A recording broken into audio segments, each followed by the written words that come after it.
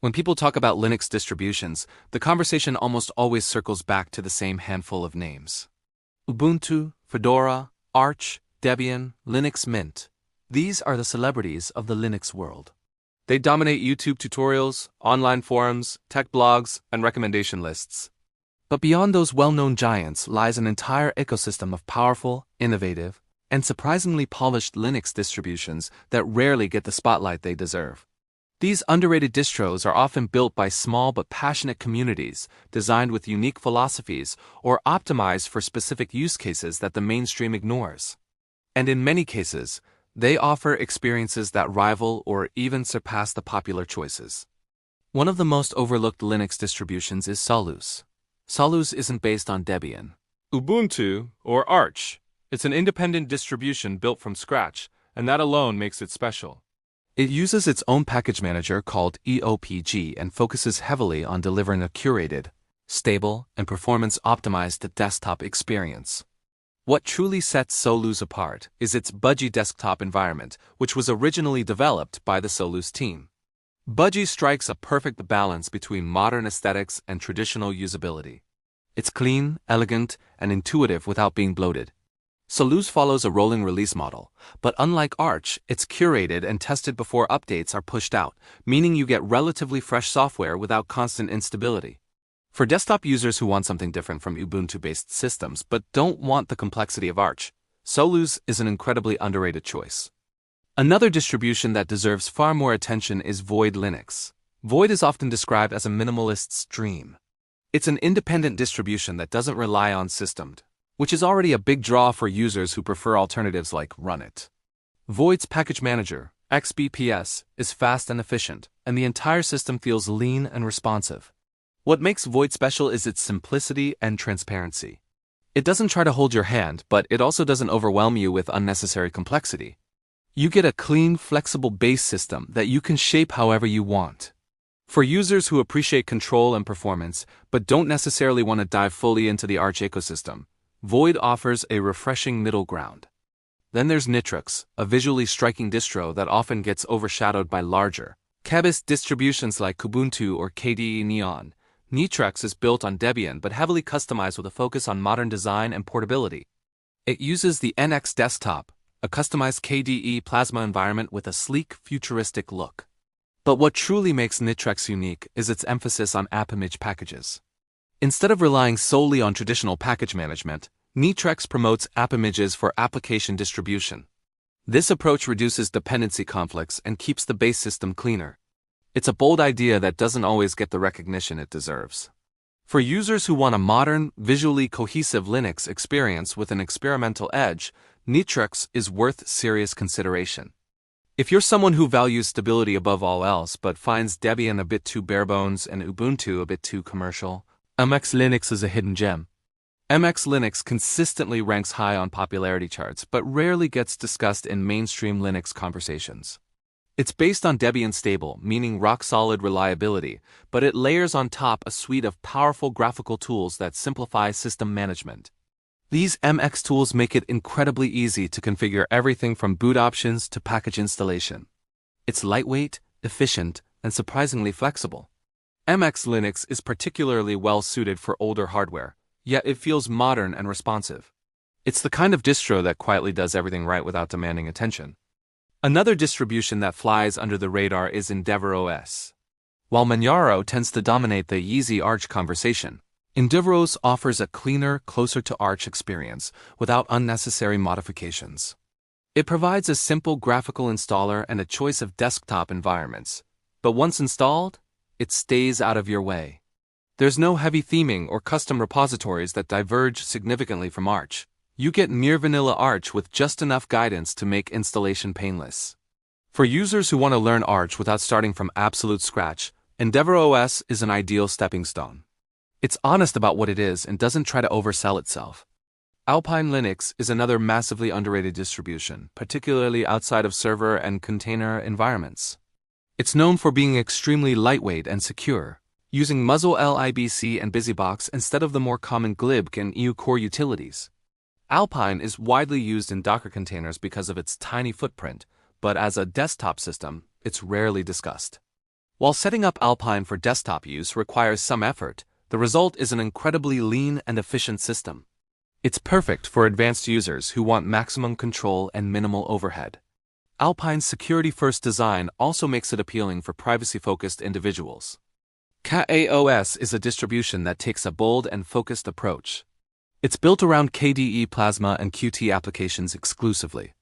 Unlike most distributions that aim to support every possible desktop environment and toolkit, KAOS narrows its focus to deliver a highly polished KDE experience. It's independently developed and uses a rolling release model. The developers carefully curate packages to ensure tight integration and stability.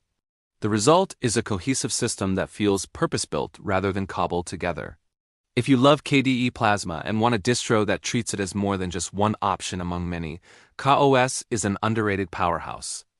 Clear Linux, developed by Intel, is another distribution that doesn't get nearly enough attention on the desktop side.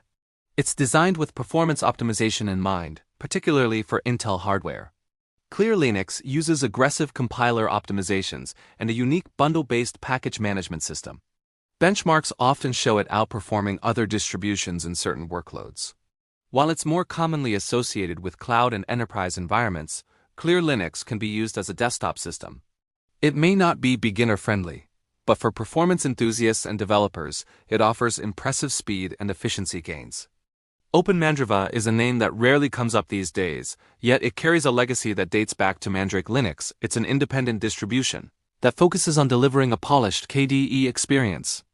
OpenMandrava uses the RPM package format and includes some interesting technical choices. Like compiling packages with the Clang compiler instead of GCC, this can lead to performance improvements and a different optimization profile compared to other distributions. The community is smaller but passionate. OpenMandrava feels like a piece of Linux history that continues to evolve quietly. For users interested in security and privacy, Qubes OS is often mentioned. But another underrated security-focused distro is Subgraph OS. Although development has slowed, Subgraph OS introduced some powerful ideas around application sandboxing and security hardening. It was designed to resist sophisticated network-based attacks and included built-in Tor integration. While it may not be mainstream-ready, the concepts it explored were ahead of their time. It demonstrated how Linux could be hardened significantly without completely sacrificing usability. Mageia is another community-driven fork of Mandriva that deserves more recognition. It aims to provide a stable, secure, and user-friendly desktop experience. Mageia offers a control center that makes system configuration straightforward, somewhat similar to what OpenSUSE provides with YAST. It supports multiple desktop environments and maintains a balance between stability and relatively up-to-date software. Despite its solid foundation and ease of use, Mageia rarely gets recommended to newcomers, which is unfortunate because it can serve as a reliable daily driver. Puppy Linux is often dismissed as a novelty or a rescue tool, but it's much more than that. Puppy is designed to be extremely lightweight and can run entirely in RAM. This makes it incredibly fast, even on very old hardware. But beyond reviving ancient computers, Puppy Linux is highly customizable and modular. It has a unique package management system and a different philosophy compared to mainstream distributions. It's not meant to compete directly with Ubuntu or Fedora, but for certain use cases like portable systems or low-resource environments, it's unmatched. Calculate Linux is another underrated gem, especially for users who appreciate Gen 2 but don't want to build everything from scratch. Calculate is based on Gen 2 and maintains compatibility with its repositories, but it provides pre-compiled binaries and an easier installation process. It offers the flexibility and power of Gen 2 with significantly less setup time. For users who are curious about source-based distributions but intimidated by Gen 2's complexity, Calculate Linux offers a practical alternative. Peppermint OS is another distribution that deserves more attention. It focuses on blending cloud applications with traditional desktop software. Built on a lightweight base, Peppermint is optimized for speed and efficiency. It uses web apps seamlessly integrated into the desktop, making it ideal for users who rely heavily on online services. While many distributions can run web apps, Peppermint was designed with that hybrid model in mind from the start. It's lightweight, modern, and particularly suitable for low-end machines. Garuda Linux might seem flashy at first glance, with its gaming-oriented branding and heavily customized KDE environment. But beneath the visual flair lies a powerful Arch-based system with BTRFS file system integration and automatic snapshots.